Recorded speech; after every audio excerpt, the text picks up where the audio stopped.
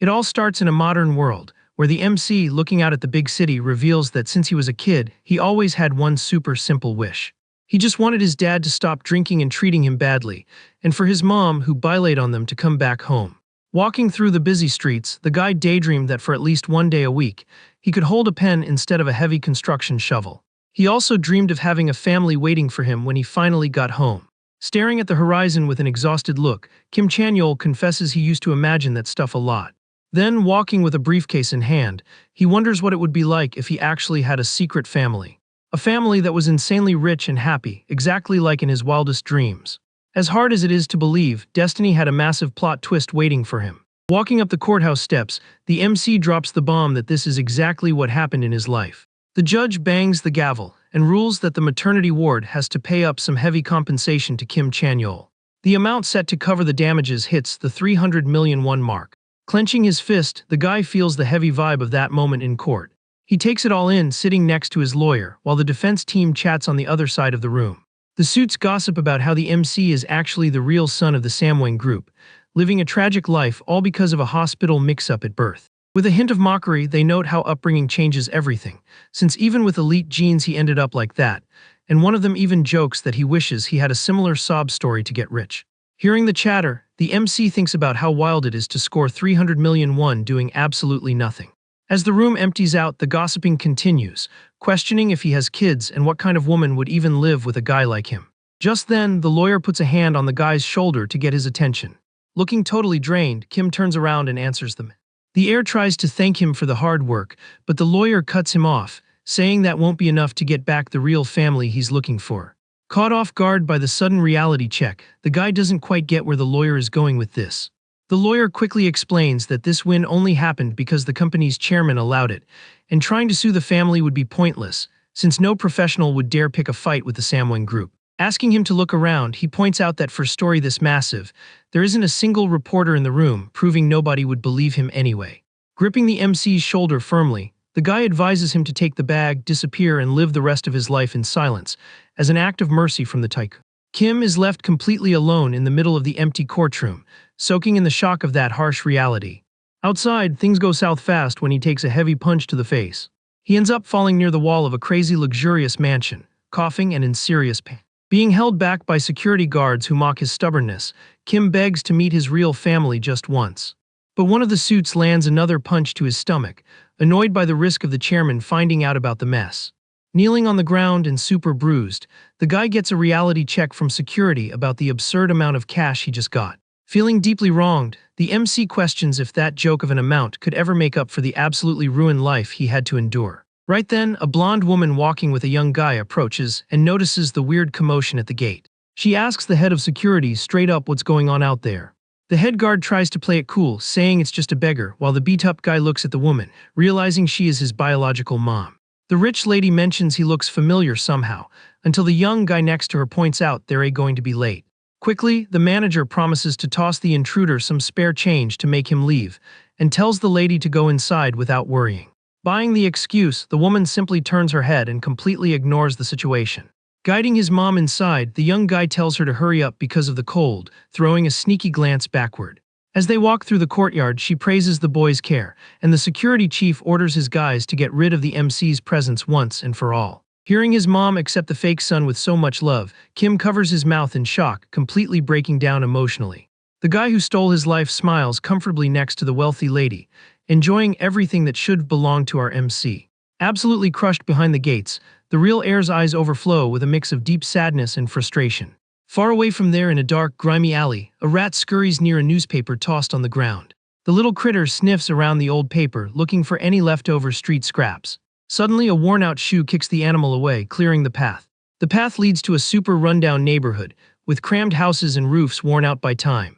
Right at the top of one of these old buildings is the humble room where the MC lives. Walking into the dark apartment, he flicks on the light, revealing the cramped and messy space. A mysterious voice asks if he's back, while the guy uses the remote to turn on the clunky old TV. Exhausted from everything that went down, the rejected heir's face shows nothing but pure disappointment. Sitting on the living room floor, a floating ghost sparks up a chat and asks how things went at the courthouse. The spirit rocks a chill smile and a well-groomed white beard, waiting for the answer. Kicking back, the old ghost confidently asks if his descendant managed to win the lawsuit. On the TV, the news announces that the eldest son just took over as vice chairman of the Samwang Group due to the chairman's health issues. The screen clearly shows the face of the fake heir, grabbing even more power within the billion-dollar corporation. At the exact same time, the MC's phone gets the deposit notification for his sad compensation of 300 million won. Watching these two totally opposite worlds, the guy stays in a heavy, agonizing silence. The frustration squeezes his chest so hard it's impossible to hide his held-back tears and humiliation. Annoyed by the weakness, the ghost tells the kid to stop crying on such a massive day like today. Noticing the pure rage in the guy's eyes, the spirit jokingly backs off, asking if he's planning on swinging at someone. Keeping his cool, the old man tries to hype up the mood, arguing that all that cash means a total life upgrade. Floating around the kid, he grumbles that he pulled his descendant out of rock bottom to give him a fighting chance, but gets zero gratitude in return. Pressing his forehead from a massive headache, the guy remembers that this chatty ghost popped out of nowhere 6 months ago, claiming to be his great-great-grandfather. Losing his patience, Kim throws something at the spirit, yelling to know what the point of that money even is. While the heir rants that his stolen life isn't coming back, the old man calmly dodges and points out that the past is useless anyway. He confesses he only revealed the truth because the kid could see him, claiming he doesn't care much about the fate of the living since he's already crossed over. Furious at the coldness, the MC demands to know why he was thrown into this despair, since the afterlife should be the end of everything. Gripping his own shirt, he vents that things were already hard enough without that ghostly reality check.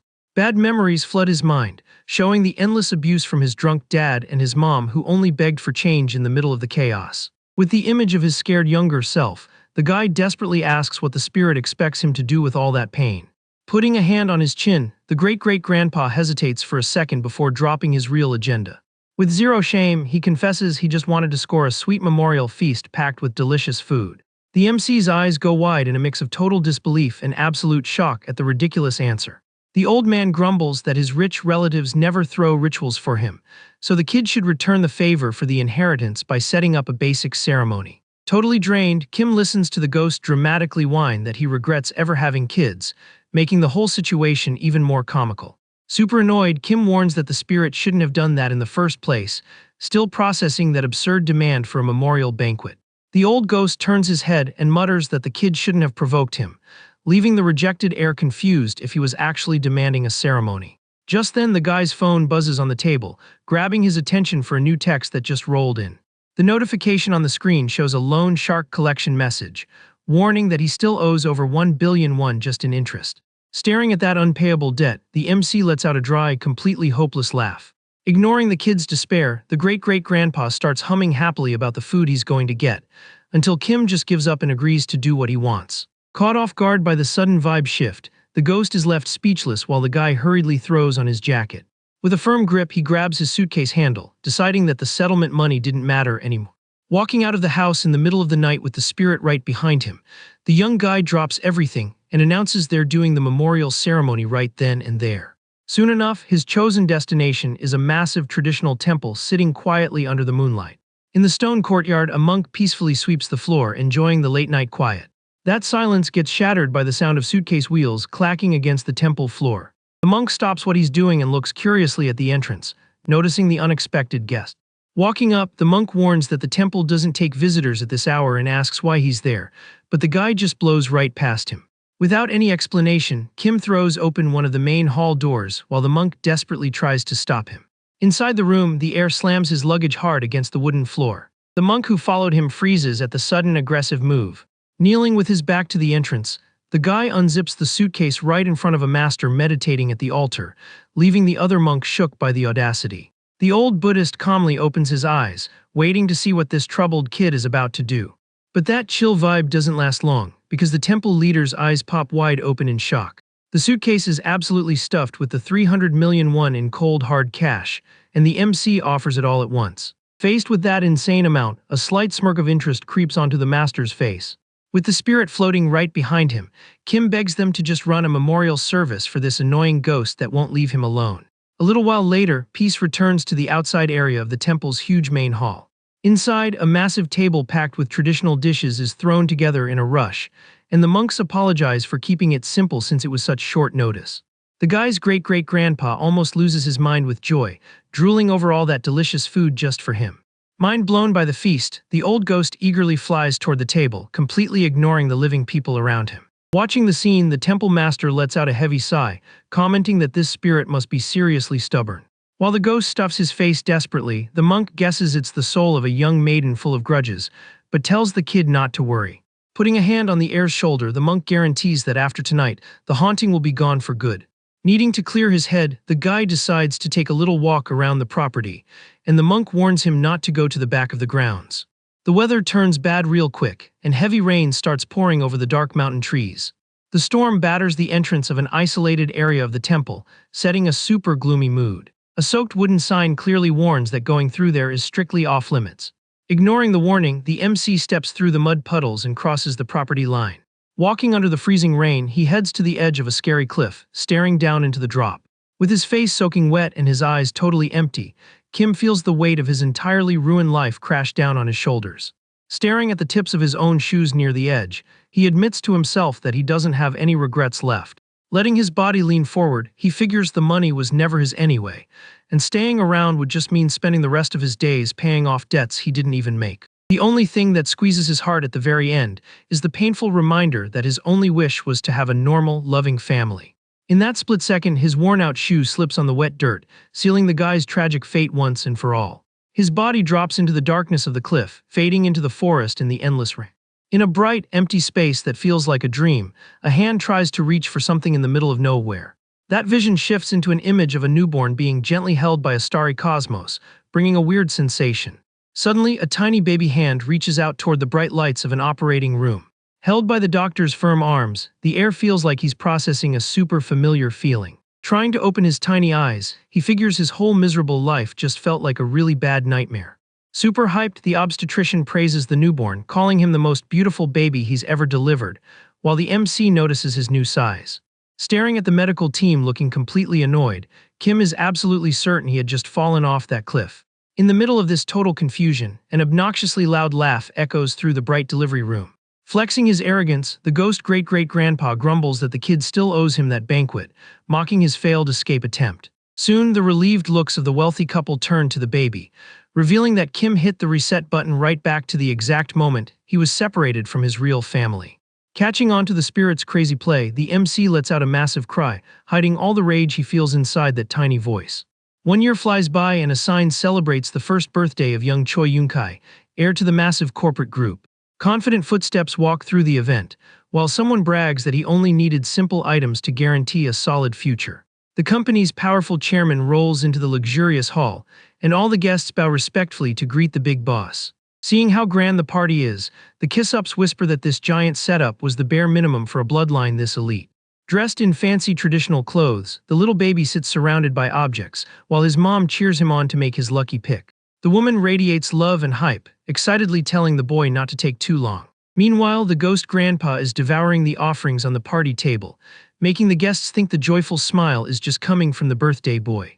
Annoyed by the lack of attention, the spirit demands more respect, claiming it was all thanks to him that the kid got his original VIP life back. The old guy complains in the ears of the living, saying they shouldn't get in his way if they really want him to enjoy his sacred meal. Suddenly, big hands grab the toddler by the waist, breaking the kid's focus while the spirit puffs in annoyance.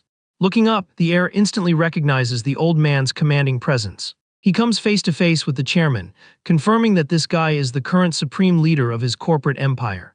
The tycoon lifts his grandson way up high in the middle of the room, stealing the spotlight and showing an instant bond.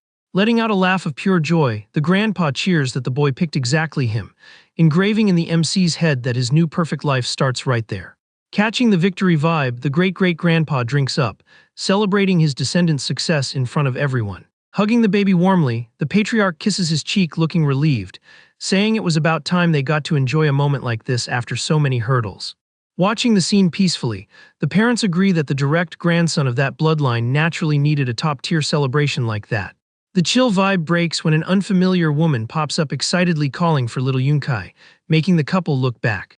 Sizing up the newcomer with his little fingers in his mouth, the boy realizes that's his blood family's sister-in-law. With a weirdly friendly energy, the aunt smiles at her nephew, sending the heir's mind racing to figure out if she was the one who wrecked his past. The words from the temple hit him hard, remembering when the ghost cynically asked if he really believed the hospital mix-up was just a normal mistake.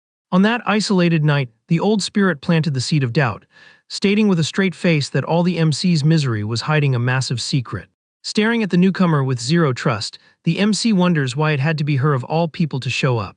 With total fake energy, the aunt walks up to the chairman, asking to hold her nephew too. Without suspecting a thing, the tycoon agrees and hands the baby over to his daughter-in-law. The second she takes the boy in her arms, the woman gives off a super dark, malicious vibe. Hidden from everyone else's view, she digs her nails hard into the heir's tiny hand. The kid feels the sharp pain and gets absolutely furious at the witch's audacity. Right then, he doesn't even think twice and tightly grabs a handful of the woman's hair. Caught off guard by baby strength, the aunt lets out a desperate scream in front of the whole crowd. Watching the chaos unfold, the ghost grandpa is loving it, hyping his descendant up to pull even harder. Taking the spirit's cue, Yunkai starts wailing, pretending to be the ultimate victim here. While the woman tries to break free from his grip, the MC mentally confirms that this is Park Kyung-ya, the one responsible for ruining his past. All this tension surrounds the grand corporate empire of the Samwang family, being a massive conglomerate that only tends to grow over the years. The company's history started in a really turbulent time during the war conflicts. In that tough period, the founder built the company using military supplies with the help of an allied colonel. This same military partner had an only daughter, who ended up becoming a key piece in the empire's structure. The second son's marriage to Park Kyung-ya helped form the complex succession line of the Samwang group. Back in the present, the chairman's fingers tap impatiently on his office desk. A trusted assistant finishes reporting all the intel he managed to gather about a recent incident. The worker reveals that Park Kyung-ya was seen trying to sneak into the nursery in the dead of night. Paying close attention, the tycoon finds out the woman gave a lame excuse that she just wanted to see her nephew's face when she got caught by security. After hearing the full report, the MC's grandpa connects the dots with what happened at the party. Far from that room, the baby's loud and angry crying echoes through the mansion's luxurious hallways. The parents run over worried to help the heir who's still throwing a fit. The patriarch quickly picks the boy up, while the mom tries to calm him down, thinking he got spooked by someone else's presence. Snuggled in his grandpa's arms, the kid holds onto the hair he pulled out and thinks about the price the aunt paid for that hairdo. Looking totally messed up and humiliated, the woman boils with rage staring at the baby. Catching the weird vibe, the chairman slowly turns toward his daughter-in-law. With a sharp and intimidating look, the tycoon sizes up the woman's posture. Sweating cold, she forces a lot of friendliness and tries to hide her anger by praising her nephew's strength so she doesn't raise suspicions. While the aunt comments cynically about the boy's future, the MC glares daggers at her. Faking distress again, the little heir turns up the volume on his crying in his grandpa's arms. Seeing the kid's over-the-top reaction, the woman drops the act and gets super nervous about the situation. Showing no mercy, the boy keeps screaming as loud as he can to make her look bad. The ghost great-great-grandpa floats around mocking the witch's panic as she tries to back away. The second the woman steps back, the baby stops crying instantly and chills out completely. The spirit bursts out laughing at the scene, leaving the aunt totally speechless in front of the family. But as soon as the intruder tries to get close again, the wailing kicks off at full force. Annoyed and not understanding the sudden rejection, she backs off for good, mumbling about the boy's behavior. The narrative cuts back to the office, where the assistant explains that security didn't report the nursery break-in at the time because they thought it was harmless. With the current picture painted, the worker asks if the boss wants to launch a deep investigation into his daughter-in-law. Resting his chin on his crossed hands, the patriarch firmly agrees with the idea. He keeps a serious and calculating look, realizing this story is hiding some dangerous secrets. 2 years pass peacefully on the family leader's massive estate, until a loud scream shatters the silence. The aunt storms down the hallways cursing her nephew, while a maid shyly asks if she's already leaving.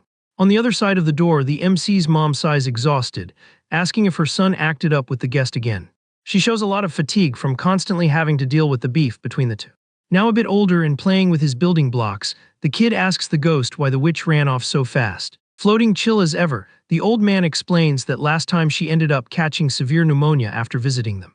With a wise vibe, the spirit asks if his great-grandson is finally understanding how he needs to act in this new reality. Without taking his eyes off his toys, the boy replies that he preferred staying low-key to try and have a peaceful routine after so much suffering. The great-great-grandpa fires back, warning that his problems are far from over, but the boy impatiently tells him to shut up. Ignoring the rude remark, the ghost reveals that the woman's fate is sealed in an accident in the future, asking if the heir is just going to wait for things to happen. For the MC, just surviving and avoiding drama seemed like enough up until that point.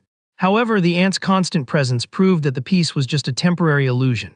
He figures that all the chairman's other kids are real, unpredictable threats to his safety. Squeezing one of the blocks with determination, the boy makes a final decision about his future. His mind locks onto the ultimate goal of building a power base so solid that nobody could ever take him down. Clapping excitedly, the old man praises the attitude, reminding him that traveling back in time with an adult's experience is a massive cheat code. Poking the kid's cheek, the spirit warns that normal school is only going to teach the basics and won't prep him for corporate warfare. Annoyed by the ghost's touch, the heir gives a quick swat to push the old man's hand away. The great-great-grandpa backs off, making a huge scene, yelling indignantly about his great-grandson's aggression. Looking dead serious at the ghost, the boy confesses he just thought of him as an annoying old dude obsessed with food. Catching on to the spirit's hidden smarts, he gets surprised while the old man pouts, threatening to stop helping if he keeps getting disrespected. Sparking some real interest, little Yunkai asks how exactly the ghost could be useful. Puffing out his chest with pride, the ancestor brags about reaching top-tier positions back in the day without ever using bribes. He lets out a loud laugh, remembering his own genius and the rep he had at the big gambling hubs. Trying to translate it to modern times, the old man explains his knowledge level is like passing the country's hardest exams all at the same time. On top of that, all those years wandering as a spirit let him stack up a lot of valuable intel about the modern world. With a sneaky look, the great-great-grandpa proposes a straight trade, his vast knowledge for loaded memorial tables. He seals the deal with a friendly tone, demanding only a win-win situation for both sides. Analyzing the wild pitch, the boy silently weighs if he can actually trust such a quirky ghost. In the end, he figures the help will be essential for his protection, since it was this exact spirit who managed to rewrite his life. Accepting the deal, the MC focuses on what needs to be done first to kick off his survival master plan. Happy with the new alliance, the old man raises his hand, getting ready to drop the first step of his strategy. But this quick negotiation ends with the ghost smacking the kid on the head, telling him to stop talking back so disrespectfully. Just then, the doorbell rings through the grand mansion's luxurious halls. With a wise vibe, the old spirit floats up and announces that the moment has finally arrived. Still rubbing his sore head, the heir listens to his ancestor telling him to get up. Heavy footsteps approach in the hallway, while the boy finds it funny how such a rich family manages to live so simply. The dark bedroom door opens to reveal a guy in a suit, making the MC think that all this stinginess makes you want to rob them blind. Surprised to find the kid awake, the suit steps into the room asking who this brat is. Full of hype, the great-great-grandpa announces this is the first big test to change destiny, putting the boy on high alert. The guy standing there goes by the name Kim Shinju and is 36 years old. The guy's mind processes the intel, remembering the era when this dude used to operate. Truth is, this shady suit is nothing but a massive professional scammer. Playing on the floor to blend in, Yunkai remembers that a huge scandal rocked the Samwang Corporation right around this time. The ghost grandpa explains that this guy faked political ties to lure investors into a shell company, and then vanished with the bag. Since the financial system didn't require real names back then, the money flow turned into an untraceable mess. Carefully reading the situation, the boy gets that back in the day, it was super easy for a guy like this to grab the cash and just drop off them. Continuing the breakdown, the spirit guesses the current chairman must have humbled himself and begged the bank director for forgiveness back then. Surprised by the trivia, the boy hears that despite the embarrassment, the corporation managed to keep growing strong. Sizing up the suit standing nearby, the heir figures they could just do nothing and let time pass. But he looks at the ghost and asks if the old man would really be cool with such a passive move. The kid's eyes show a cold determination, proving he already has a bold plan brewing. Totally clueless, the scammer casually adjusts his suit in the middle of the dark room. He watches the innocent kid on the floor, having no idea the danger this baby poses to his schemes. Suddenly, Yunkai tightly grabs the suit's leg, leaving the guy totally confused by the random move. Watching the show, the ancestor jokes that the kid with a tough old soul can actually be cute when he's trying to scam someone. The vibe shifts fast when a puddle forms on the floor and the scammer looks down in disgust, realizing the kid just peed on his shoe. Holding back laughter, the great-great-grandpa thinks his great-grandson's dirty tactic is absolutely genius and hilarious. Grossed out and super annoyed, the man shoves the kid away, while the MC uses the cue to start the loudest fake crying ever. The dramatic wailing echoes loud through the whole mansion, reaching all the way to the busy kitchen. Hearing the desperate screams, the kid's mom panics and calls out for him, totally freaked out. Startled as she runs to check on her son ASAP, the woman ends up dropping the hot pot she was holding. Boiling water splashes everywhere, scaring the maids who were rushing to prep dinner. One of the workers ends up getting hit by the hot liquid and feels terrible pain on her skin. The impact of the heavy pot crashing makes water aggressively spill across the kitchen floor. Worried, the injured maid asks if the boss got hurt, but the woman swears she's fine and tells everyone to chill. Hiding her nerves, the heir's mom says thanks and tells the maid to go straight to see what happened to the young master. Wasting no time, she runs frantically through the residence's huge, brightly lit hallways. Reaching the room, the woman finds her son crying on the floor and goes into full panic mode. Trying to explain himself, the scammer throws his hands up, awkwardly claiming he did absolutely nothing to make the kid cry like that. Ignoring the excuses, the mom aggressively shoves the guy aside and hugs the boy, trying to calm him down right away. The suit keeps begging them to believe him, while the woman angrily asks how he has the nerve to lie straight to her face.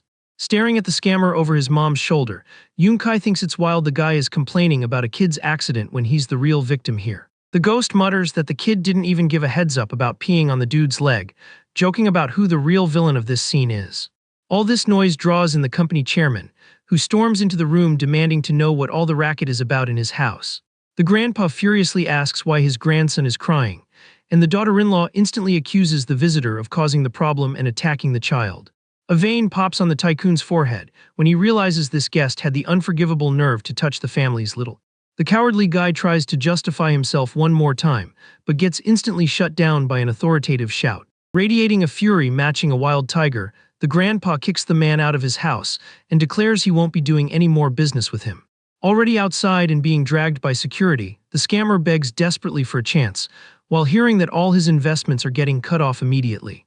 Snuggled up in the Tycoon's arms, the boy watches the scene like a boss, with his great-great-grandpa chilling in the air above the property wall. The old spirit cracks a proud smile, impressed by how effective that simple and totally dirty trick was. Getting spoiled by the family, Yunkai mentally agrees with the ghost that this guy was a massive headache that needed to be swatted early. With the first big hurdle cleared and the future shifted, time passes and the heir is already hitting his preschool phase. In the classroom, a huge mess breaks out because the kids are fighting over who gets to play the prince and Snow White in the year-end play. Tired of the screaming toddlers, the teacher tries to calm the students down, asking for a little patience to sort things out. The chaos only gets worse with the girls shoving each other to decide who gets the main, most wanted role in the play. Completely ignoring the kid drama, the ghost keeps gossiping that the ruined scammer tried to hit up the MC's dad after the mansion disaster. Now a bit older, Yunkai just nods on autopilot, not paying much attention to the ghost's old stories. The boy prefers chatting with a classmate, handing over a gift and saying his mom sent special medicinal herbs for burns. Handling the situation super maturely, he tells his friend to let him know if his mom needs anything else for her treatment. The chill talk gets interrupted when one of the students slams her hands super hard on the next desk, grabbing everyone's attention. The scare is so big that Yunkai's little buddy ends up falling straight back, chair and all. While one of the girls cries for the teacher, the heir sighs tiredly and tries to help his fallen classmate. The spoiled student keeps crying loud and stomping her feet in anger, demanding to be Snow White just so she can marry Yunkai in the play. Hearing the tantrum, the teacher rushes over trying to figure out the reason behind all the tears and fights in her room. Suddenly, the woman is left completely shook and speechless by an unexpected pitch from the young MC. Playing it super cool, Yunkai volunteers to be Snow White, arguing that the character has a lot of hard lines and he couldn't stand seeing this useless fight drag on. Relieved by the kid's genius fix, the teacher agrees on the spot and promises to tweak the script to make the performance easier. During rehearsal, the boy walks around the room acting flawlessly in his princess role, leaving the other kids speechless. The girls are completely mesmerized by his natural charm, totally forgetting their dumb fight from earlier.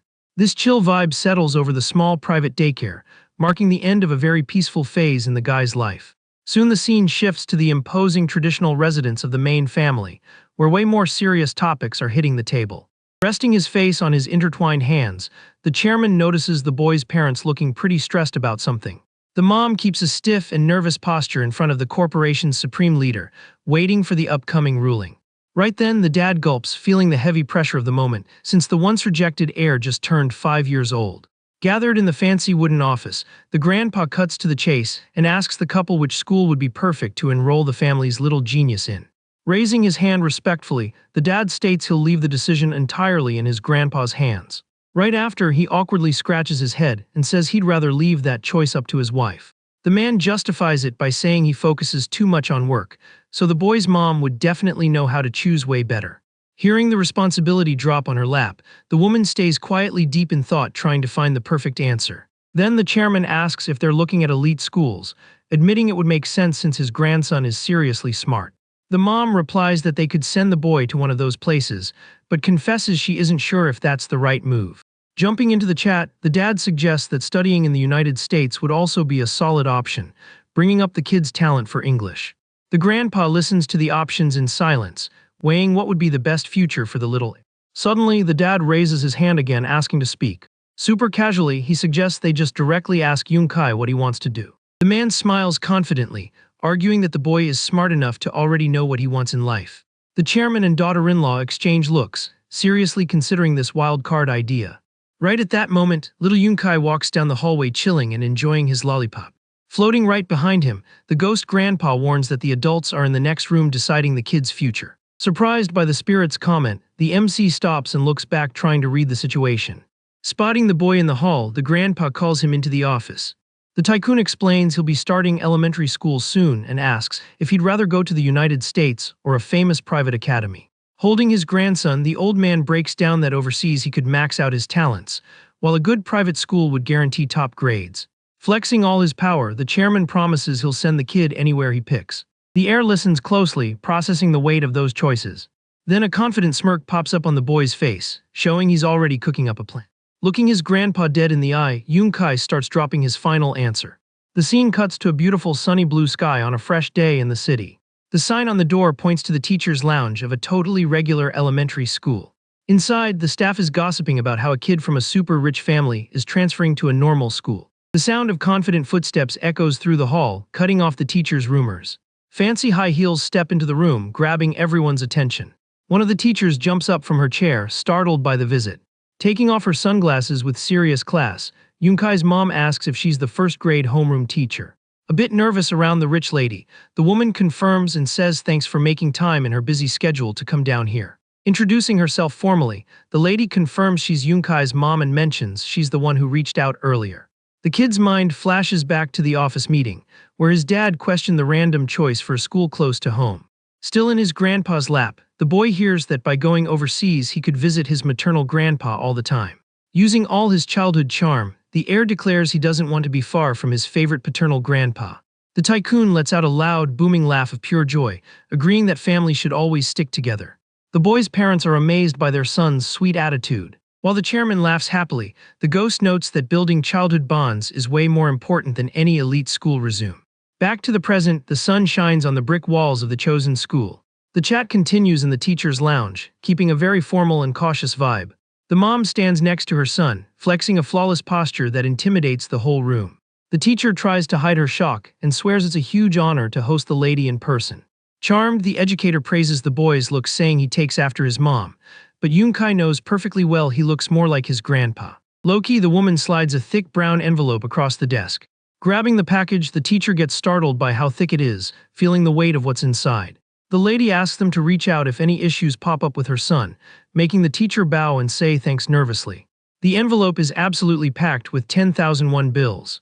The teacher's eyes literally twitch, looking at the insane amount of cash she just got handed. Alone at her desk, she holds the stack of money, still shook by that massive tip.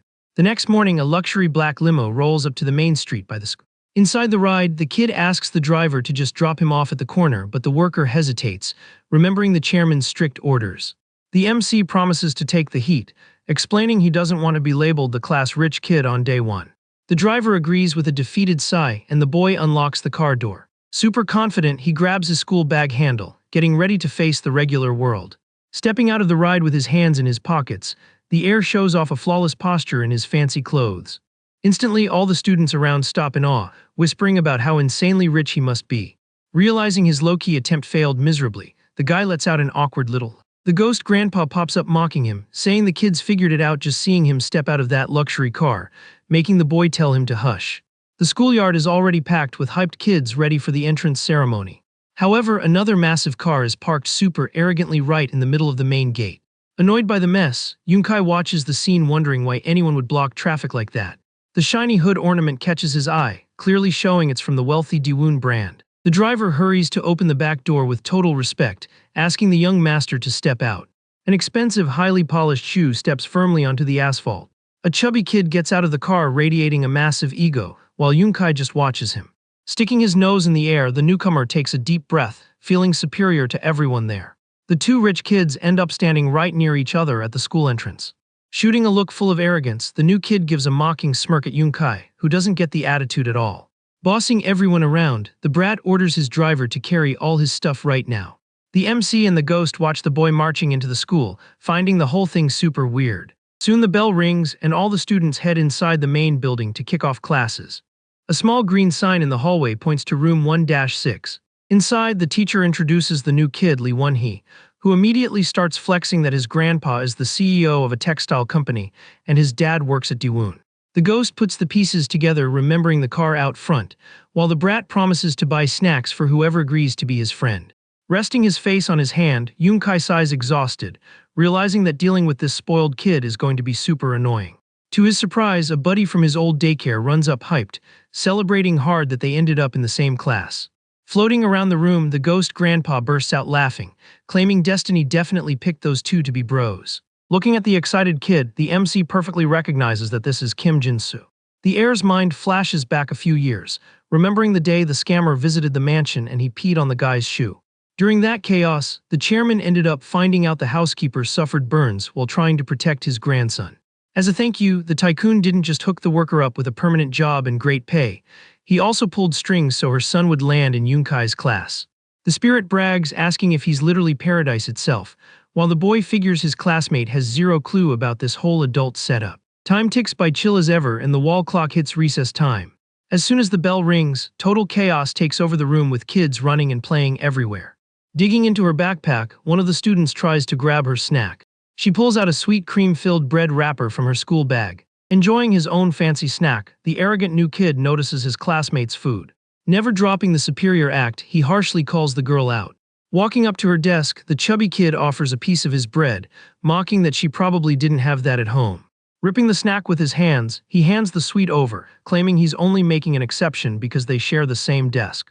Right after, the rich kid raises his voice asking who else wants cream bread, making the entire class raise their hands in total desperation. Weaponizing the food to manipulate his classmates, he tells a guy to carry his backpack later in exchange for a little bread.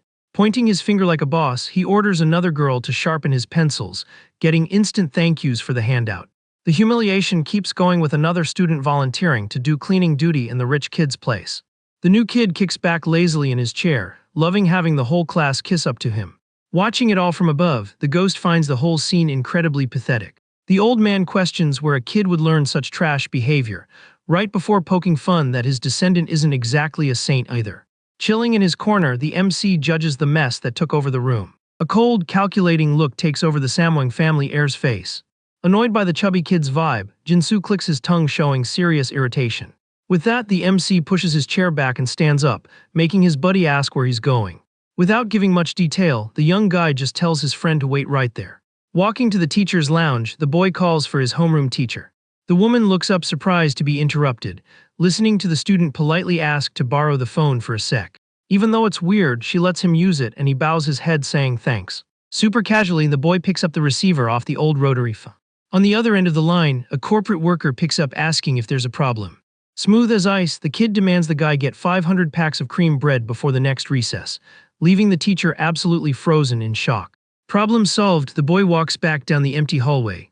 Reaching the room, he slides the door open calmly to head back to his seat. The teacher is still stuck in the office, unable to process the insane request she just heard.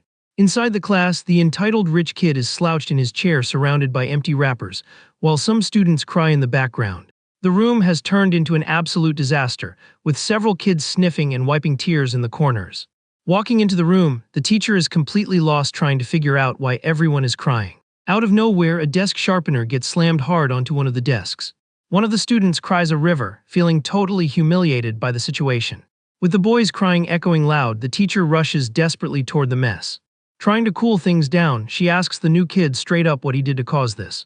The scene flashes back 50 minutes, showing the quiet neighborhood around the school. Over the car radio, the Samwang family driver repeats the order, freaked out by the crazy amount of 500 breads.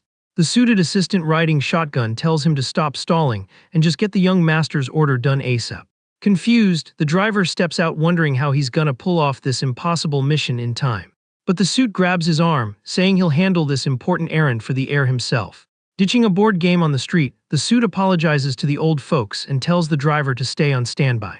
He sprints down the street like crazy, while the old guys yell furiously for being left hanging mid-game. Back to the present in the classroom, a fancy train-shaped desk sharpener sits on the table. Surrounded by other kids when he flexes, asking if they even know what this imported gadget is. Puffing his chest, the boy brags that his dad brought it straight from Japan just for him. Suddenly, massive cardboard boxes start getting stacked up on the teacher's desk. The insane weight of the packages makes a loud crash, scaring everyone in the room. Keeping his polite manners, Yunkai thanks the driver for the hard work and asks him to unload it all right there. A gigantic mountain of sweetbread packs slides out of the boxes, forming a literal tower of food. Smiling relieved, the worker nods when the boy tells him to drop off 100 packs in the teacher's lounge and take however many he wants for himself. The students are blown away by the crazy feast, and the MC takes the chance to call Jin-Soo over. Once his buddy runs up hyped, the heir tells him to hand out 5 packs of bread to every kid in class. Mesmerized by the snack pile, one of the guys asks in disbelief if everyone is really getting 5, and gets told there's plenty of food to go around. Stepping up as leader, Jin-Soo takes the job and tells everyone to line up single file quick. A crowd forms instantly, with kids fighting for a spot to grab their free snacks. Slamming the desk full of hate, when he screams offended, calling his classmates gold diggers for taking the food so easily. While the new kid loses his mind, the gold wrappers keep getting passed from hand to hand. The MC hands over the generous stash to one of the boys, getting a super genuine thank you in return. Holding up his own stack of bread, Jin-Soo celebrates the giveaway, flexing pure joy. The arrogant kid ends up completely alone at his desk, watching everyone in the room enjoy the surprise feast. Keeping his flawless pose, Yunkai feels massive satisfaction for totally wrecking his rival's street cred. Popping out of nowhere, the ghost jokes, asking if the disrespectful brat is happy with that power flex. Being dramatic, the old man complains that the kid buys bread for strangers, but refuses to drop a single crumb for the ancestor who showers him with love. Ignoring the tantrum, the heir mentally warns the spirit he's in the way, making the old man throw a fit floating around the room. Threatening to make the kid's life miserable all day, the great-great-grandpa blackmails him, asking if he should start listing off all the guy's humiliating past moments. Giving in to the headache, Yunkai tells the old man to zip it and promises to save him a piece of bread and bow for him later. The ghost stops complaining instantly, totally confused, while the boy plays off the secret deal near his classmates. To guarantee absolute peace, the MC decides to double the offer, promising 2 breads and even some milk, getting the ghost super interested in the pit. Staring the ghost down, the old spirit shows serious determination in his eyes. Keeping a blank face, the boy just stays quiet, processing the weight of that judging stare. Right after, the ghost throws his hands up excited and accepts the deal on the spot for 3 breads and a little milk. Happy with the trade, he floats peacefully over to the window and sits there glowing with a bright aura. Watching the scene, Yunkai thinks the whole thing is totally pathetic, but admits he finally scored some peace and quiet. Far from that, when he grinds his teeth with rage, absolutely triggered by what's going down in class. Taking out his fury, the spoiled kid aggressively demands his deskmate hand over her pencil right now. A hand holds up an old crank sharpener, offering a free sharpen, but the girl quickly turns it down. Not listening, the crank starts spinning hard to sharpen the school supply. A cracking sound scares who freezes in shock, realizing his pencil just got totally wrecked. Throwing a massive fit, the rich kid whines that his mom told him to use that gear carefully, while the MC just watches his meltdown. At the back of the class, Jin-Soo sighs tiredly and calls his friend's name, sounding super drained. A smaller kid runs up hyped, asking to sharpen his pencil, and hands it straight to Yunkai, praising the heir's generosity. Taking control of the chaos, Jin-Soo announces loud and clear that anyone who wants to sharpen their stuff needs to talk directly to him. Standing proud next to his bread mountain, the MC promises to lend out the sharpener as much as they want, scoring even more hype from the class. With the order given, the whole room forms a giant line of students holding their pencils anxiously. Night falls over the city, lighting up a nice modern house with warm lights. Inside, the vibe isn't great at all, as the mom tries to figure out why her son asked for 500 packs of bread. Super annoyed, the woman scolds the kid, asking if he thinks money grows on trees, to just hand out freebies like his classmates were beggars. Curled up on the floor when he complains about the harsh scolding, while his mom turns her back, huffing in frustration. Cracking under the pressure, the boy runs crying through the house halls and desperately calls for his grand. The old man opens his arms, looking thrilled to greet his grandson, showering his favorite heir with love. Hugging the Tycoon's legs, the brat keeps complaining about an unbearable classmate in his room.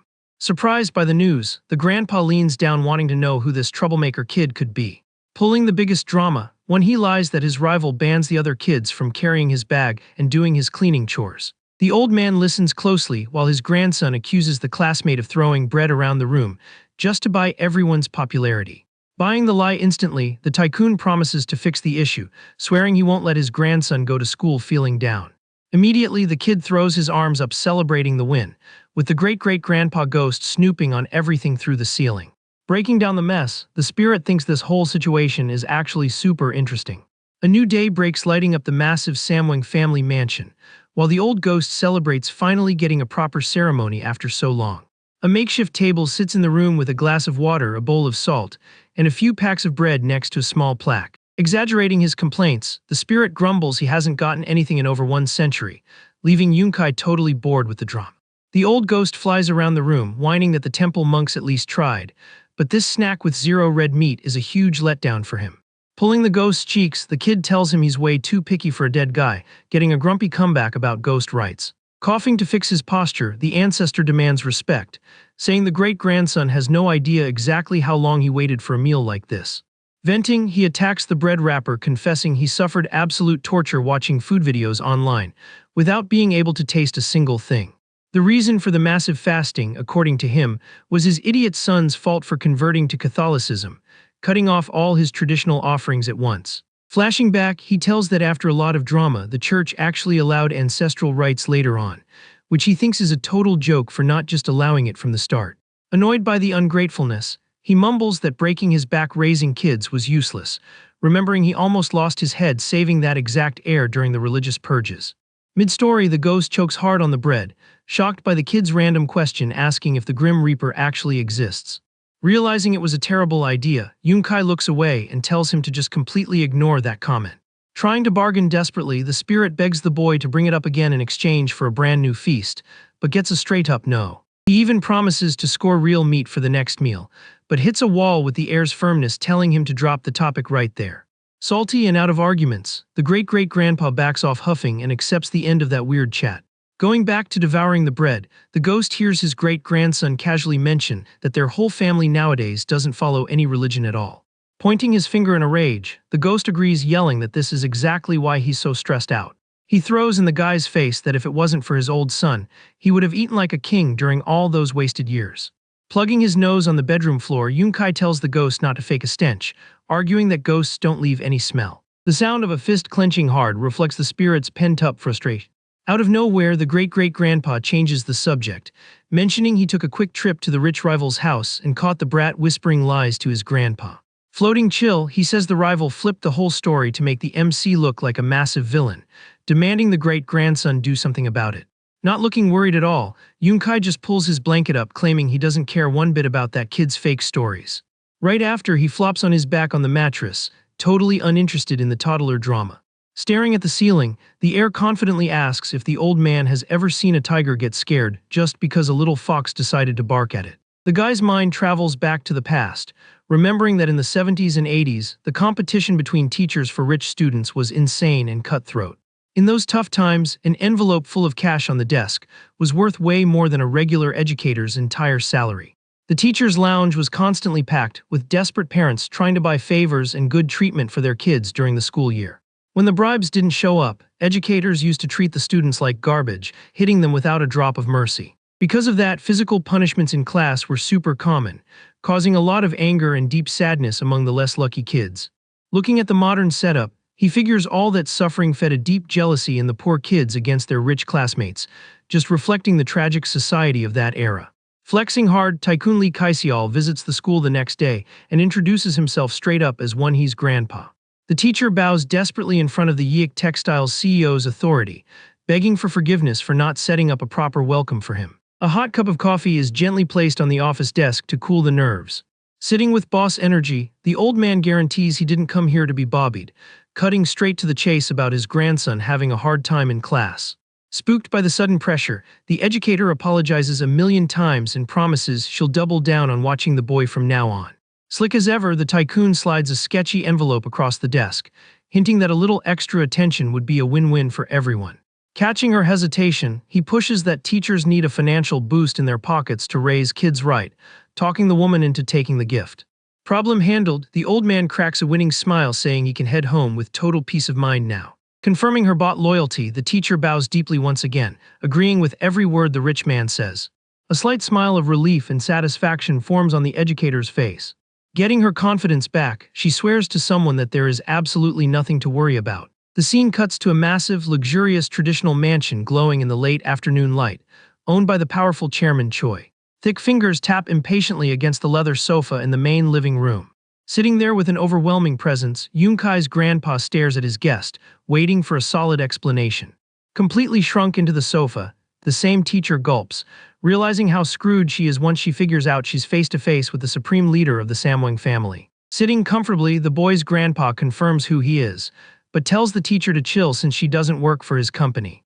Trying to calm down, the educator asks if she can just call him Grandpa, which the Tycoon likes, quickly asking what the deal is with this random visit. She takes a quick breath, needing a ton of courage to keep talking to the patriarch. Convinced she's making the right move, the woman reveals that Yoon-kai is by far the brightest, most top-tier student in her entire class. Pleased, the old man nods saying he already figured, listening to the teacher swear the little heir is her absolute top priority.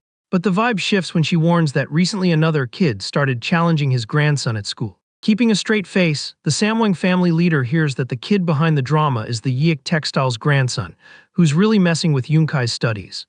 The teacher spills that the boy's grandpa actually went to the school that same day to demand special treatment, but gets cut off hard by the Tycoon.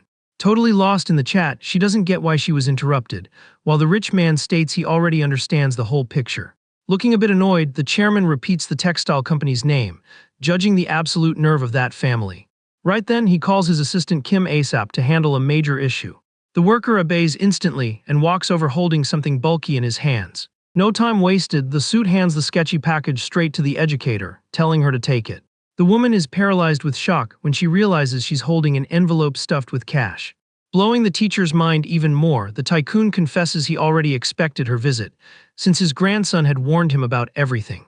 Totally stunned, the teacher asks how that's even possible, until the Tycoon calls his grandson in to join them. Without rushing at all, the MC appears from another room, strolling toward the guest area. He crosses the fancy room, keeping the most chill vibe ever. Super casually, the boy sits right next to his powerful grandpa. Hugging the boy warmly, the old man starts explaining how his grandson predicted the educator's moves.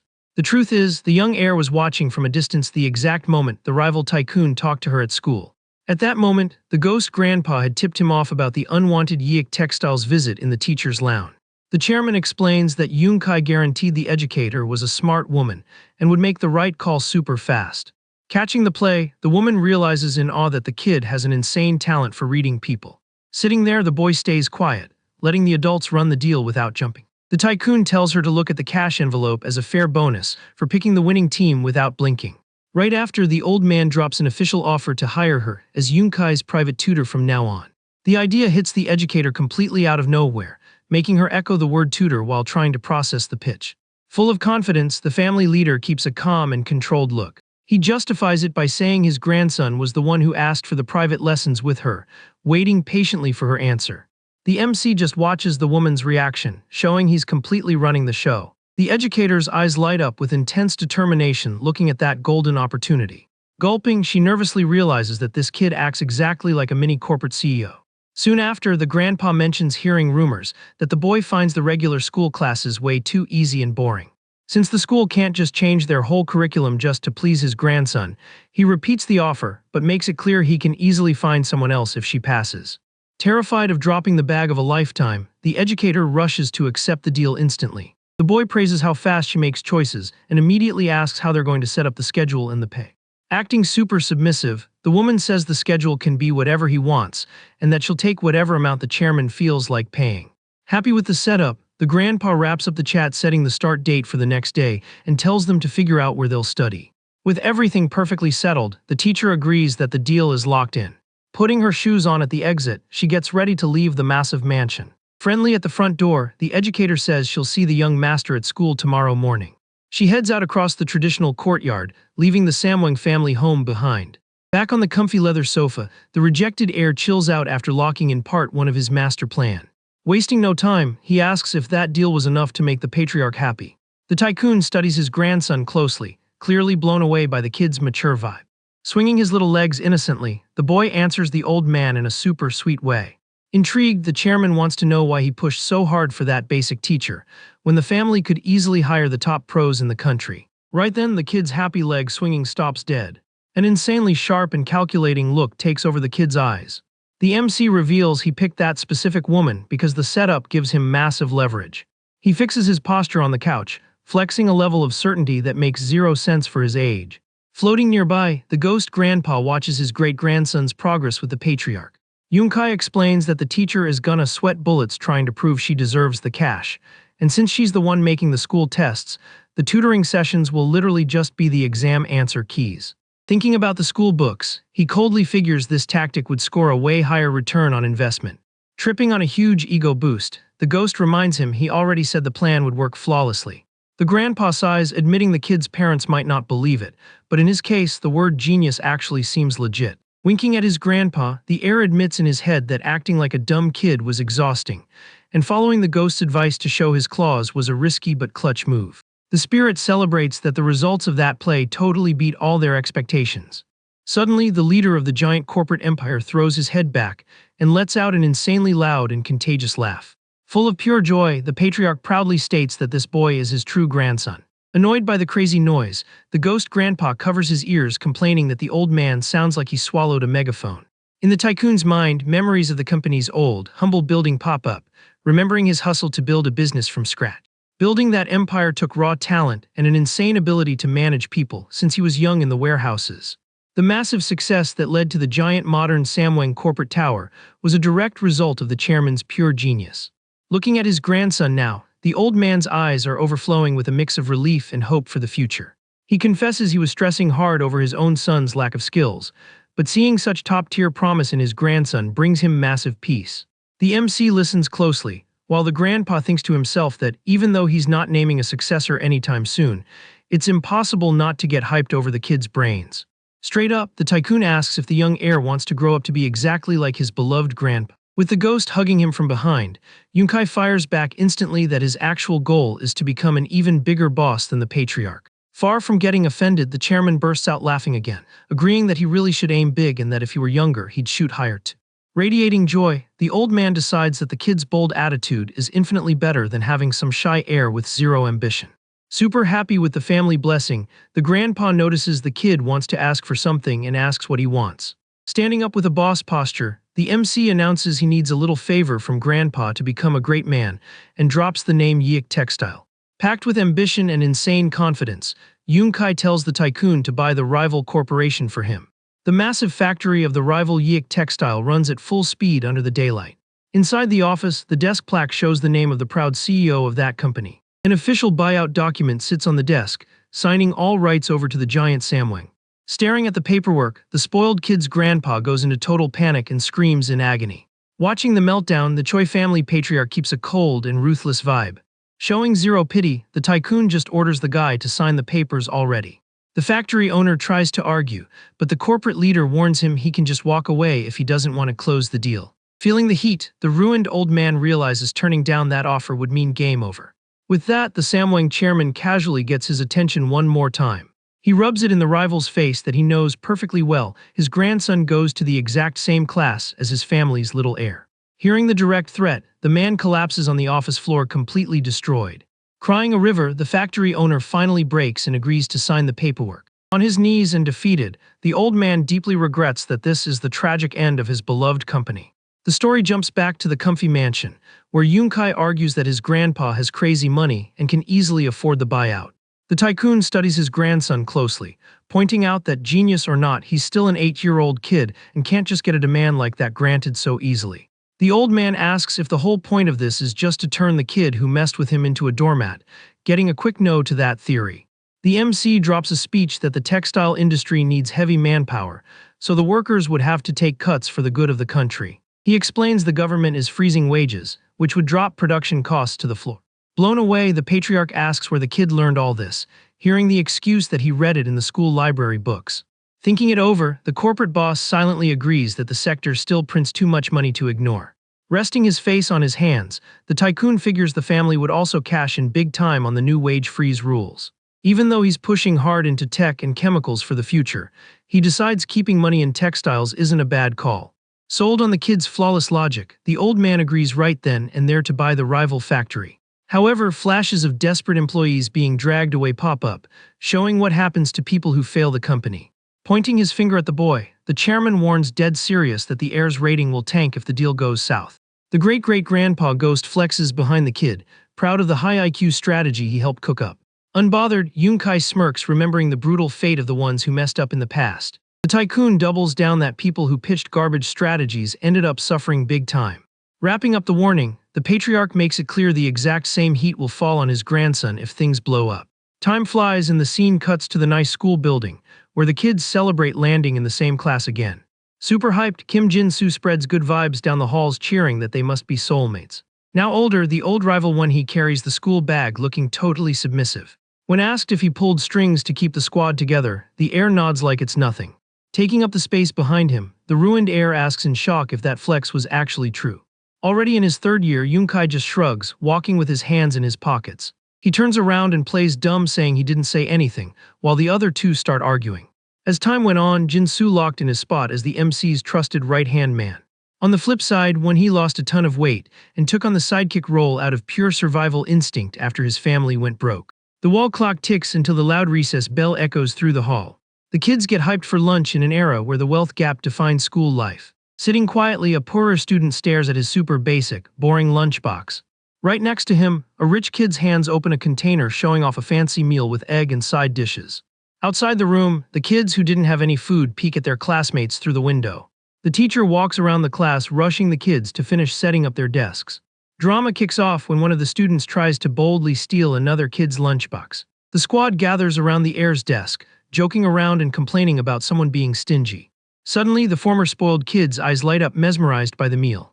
The MC's fancy lunchbox is flexing a beautiful portion of stir-fried beef and other expensive sides. Jin-soo says thanks for the chance to eat it, while another classmate watches the scene, dying of jealousy. Drooling, Won-hee wastes no time and tries to dive into the food real quick with his fork. The meal gets cut short when someone slams the desk hard, scaring the boys. Keeping his arms crossed, the heir looks up super chill to size up the intruder. A way older and threatening student walks up, dragging a chair aggressively. The big guy glares down at the boys with a look of pure intimidation and hostility. Checking out the invader's face, Yunkai gets this weird vibe that he knows the guy from somewhere. The bully squints his eyes, showing he's not here to play games. In the heir's mind, the face of the guy who stole his life in the original timeline flashes crystal clear. Trying to chill things out, Jin-soo politely warns that the meat belongs to them and asks the older guy to think it over. The invader mocks them, arrogantly asking who they think they are to deny him food. Totally consumed by a dark rage, the MC recognizes the trash who ruined his past. The chair scrapes violently on the floor as the young master jumps up lightning fast. Catching him slipping, he lands a direct, ruthless punch right in the bully's face. The hit smashes the big guy's jaw dead on, sending spit flying through the... Unable to block it, the invader flies back and crashes over the other desks, making a massive bang. Jin-soo backs up, freaked out, and stutters his buddy's name in total shock. Tossed on the wooden floor, the older student's eyes pop wide open, not getting where all that power came from. Covered in a terrifying aura, Yunkai charges with zero mercy to keep the combo going. Fueled by a lifetime of pent-up hate, he screams furiously while rushing the rival. Thinking he's being protected, Won-hee cries happy tears, believing the MC picked the fight for his sake. Super confused by the drama, Jin-soo asks how his friend knows how to fight like a pro. One of the classmates replies in awe that the heir trains heavy martial arts every single day. On the floor, the hits don't stop raining on the bully, who's just trying to block the absolute fury. Breathing heavy, the guy grabs the trash's uniform collar, showing the beatdown isn't over yet. Memories flood his brain, remembering when that same guy mocked him for stealing his life. In the painful flashback, the fake heir stepped on his face, offering crumbs and cruelly asking if he wanted an apology. The dark memory takes over Yunkai's mind, remembering the moment the fake heir mocked his miserable state even though he had elite genetics. In that traumatic memory, the MC was treated like total garbage while the faker flexed his stolen life. Being held down hard and humiliated, the true heir felt the weight of the injustice crushing his pride. The fake successor just turned his back and walked away, acting all charming with a woman, leaving all the pain behind. Right then, rage boiled in the guy's eyes, while the invader blamed him for wrecking his own life by complaining about others. Back to the present, young Yunkai glares at the school bully with dark, absolute fury in his eyes. Pinned against the wooden wall, the older student is already totally bruised and out of gas to keep fighting. Panting hard, the MC is pulled back by his friend, while the ghost grandpa watches the scene quietly. Gripping the heir's arm tight, Jinsu begs him desperately to drop it right now. Super worried, the buddy tries to cool things off, saying there was no need to go that hard just to defend him. Right behind them, Won-hee looks at the damage terrified, and warns that their friend is gonna cross the line like this. Jinsu keeps holding Yoon-kai tight, begging him to swallow his anger since he's got too much to lose. Ignoring the warnings, the heir just stares down the wrecked kid and asks what his name is. A bit shocked by the question, Won-hee drops that the dude is super famous for being the biggest bully in the first grades. He explains the kid is always harassing the other children to steal their cash, and that everyone in the school hates his guts. Hearing the drop, the MC figures this brat always had a twisted trash nature right from the start. Clenching his fist super hard, the young master admits he suspected a name coincidence, but now feels massive relief. Staring at the down kid, he decides he can finally destroy this garbage human with a totally clean conscience. A bit later, the vibe gets heavy in the teacher's lounge, with the educator demanding to know who started the brawl. Beaten up and sweating cold, the bully hesitates, unable to string a straight answer together. Shocking everyone, Jinsu and Won-hee throw their hands up quick, taking the blame for the classroom fight. The teacher catches their nerves and asks dead serious if they're lying to her face. While the bros try to hold the lie, Yoon-kai steps up and confidently confesses that he was the one who beat the kid up. Keeping his flawless posture, the heir justifies it, saying the older student was bullying the other kids and ruining the classroom vibe. Pressured by the young master's flex, the teacher gulps and agrees to keep a closer eye on the class from that day on. Even getting that the kid had good intentions trying to keep the peace, she carefully warns that he shouldn't take such extreme measures. The three friends politely agree with the warning, and the educator says she's taking the injured kid to the nurse's office. With his head down and a shadow in his eyes, the MC thanks the teacher and says they're heading back to class. Watching his great-grandson closely, the ghost grandpa is amazed by his dark look, noting the kid looks ready to take someone down. 3 days go by until Kim Chan-yeol finally gets discharged from the hospital and walks the school halls again. The bully walked around with a bunch of bandages on his face, looking pretty traumatized by the heavy beatdown he took from the younger kid. The fear was so real he couldn't even make eye contact, choosing to stay miles away from the MC and his two bros. However, his toxic instincts didn't just vanish, making him keep bullying all the other kids at school. The trash kid kept up his routine of extorting and abusing the weaker students whenever the trio wasn't around. To cut the problem at the root, Yoon-kai ran a strategy to block every single attempt the bully made to attack his classmates. Triggered by getting constantly blocked, the older student raged and threatened the other kids whenever he didn't get his way. Reading the play up close, the ghost grandpa catches his great-grandson's drift and asks if he's cooking up some kind of summoning spell. Rocking a confident smirk, the young master confirms the spirit's guess, dropping his master plan to bait out an even bigger problem. The heir explains that his actual goal is to push the bully's dad's buttons until he loses his mind and shows up at the school in person. Time ticks by under the bright sun shining over the school's massive main yard during another regular class day. Chilling at his desk, the MC fakes reading a book while the spirit waits for the plan's results floating on the table. Suddenly, the peace gets shattered when the classroom door gets violently kicked open, scaring every student in the room. An aggressive guy storms the room, screaming his lungs out, wanting to know who Choi Yoon-kai is, leaving the kids terrified by the scene. Showing absolutely zero fear, the heir's hand goes up calmly in the middle of the class. Grabbing everyone's attention, the boy throws a mocking smile and introduces himself straight to the unhinged invader. Walking out of the class with the angry dude, the young master turns his head and firmly orders his squad not to follow him. Away from the other kids' eyes, a satisfied smirk takes over Yoon-kai's face, hyped that his final target just pulled up. The dark memories hit back, showing that exact same drunk dude who turned his childhood into an absolute hell back in the day. Back then, his adopted mom completely ignored the boy, while this garbage human spent his days stealing whatever little cash the kid managed to hustle. The cold memory of winter blasting the old roofs of his poor neighborhood squeezes the heir's heart. Grinding hard in the freezing cold shining shoes, his kid version got tossed out in the street with no clothes just because he couldn't hit the money quota. Shivering and totally abandoned in the snow, the boy promised himself on that awful day that he'd never look at those people as his parents again. The story cuts back to the present, in an empty alley near the school lit up by the sun. Glaring at the kid with pure hate, the aggressive guy crosses his arms and demands answers for the beatdown his son took. With the ghost mocking the whole thing in the background, the heir doesn't flinch and owns up to the attack super casually. Feeling disrespected by the kid's vibe, the guy loses it and charges furiously at him. Threatening to get physical, the man raises his hand ready to teach the young MC a lesson.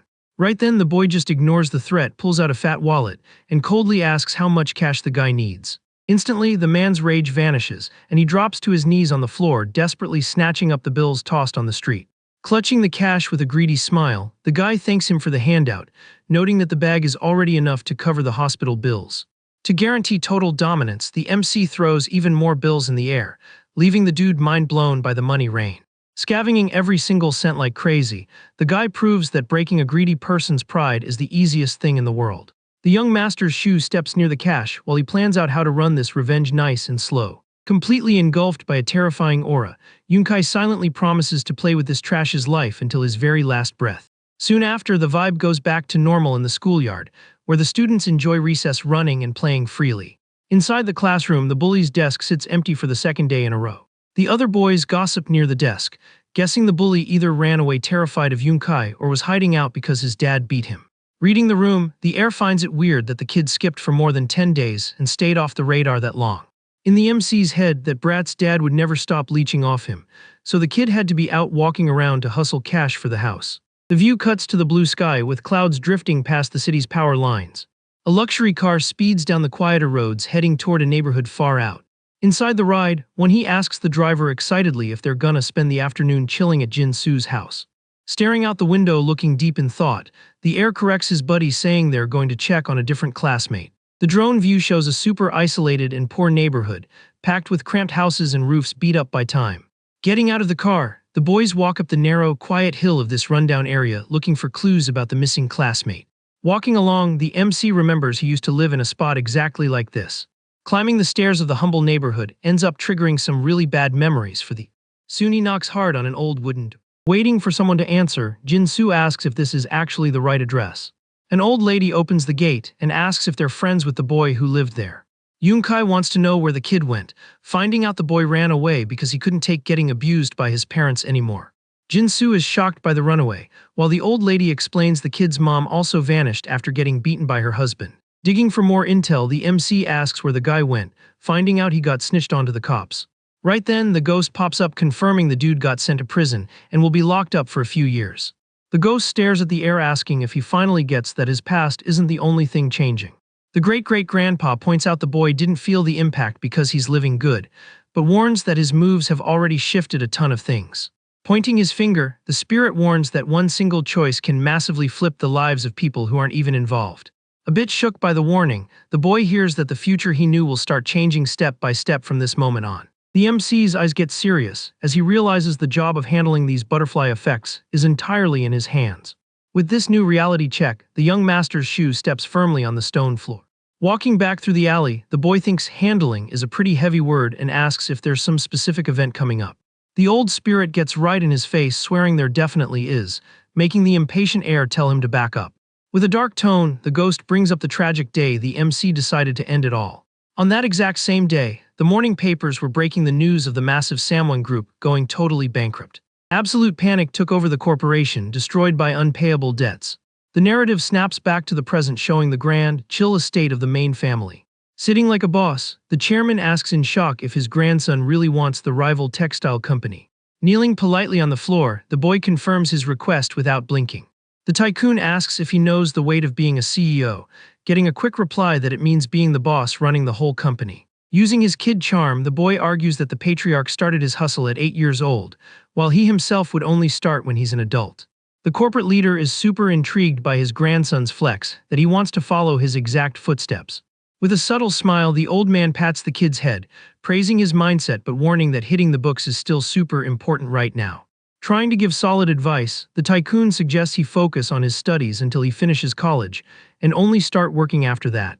However, the MC fires back instantly, warning that waiting that long would be a massive mistake. Overflowing with ambition, the boy explains that starting to grind for experience right now will make an insane difference later on. Completely determined, Yunkai asks for the chance to not waste his time, promising himself that he will never let his family's empire go bankrupt.